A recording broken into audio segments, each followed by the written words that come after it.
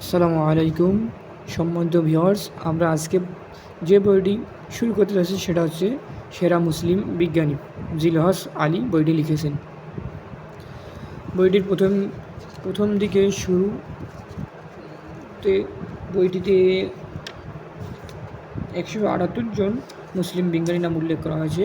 তার মধ্যে প্রথম যার নাম উল্লেখ করা হয়েছে তিনি হচ্ছেন হযরত আলী রাদিয়াল্লাহু তাআলা আনহু। আমরা হযরত আলী রাদিয়াল্লাহু তাআলা আনহুর নিয়ে কিছু আলোচনা করব আজকের এই ভিডিওতে।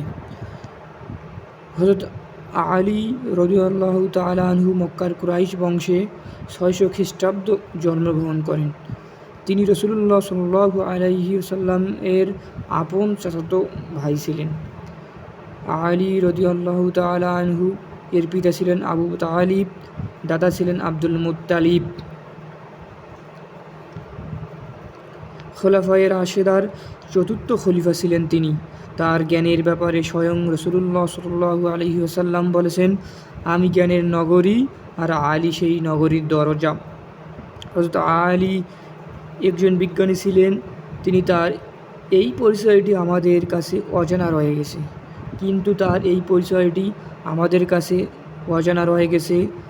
তার একটি কাব্যবাণীতে আছে, জুস আল ফায়ার ওরতি তালাক ওয়াশান আশবাহুল বারাত ওয়াজাসাম সালাত ওয়াশ কাহাত মালাক্তাল গারাল ওয়াশ সারার। অর্থ, পারদ ও অম্র একত্র করে যদি বিদ্যুৎ ও বজ্র সদৃশ কোনো বস্তুর সঙ্গে সংমিশ্রণ করতে পারো, তাহলে প্রাচ্য ও পাশ্চাত্যের অধীশ্বর হতে পারবে। বিজ্ঞানে মুসলিমদের দান এমন আকবর আলী। হযরত আলী পারদ ও অম্রকে বিদ্যুৎ বা বজ্রের মতো ভীষণ তেজস্কর অগ্নি সংশ্লেষণাত্মক রাসায়নিক বিক্রিয়ার আভাস দিচ্ছেন।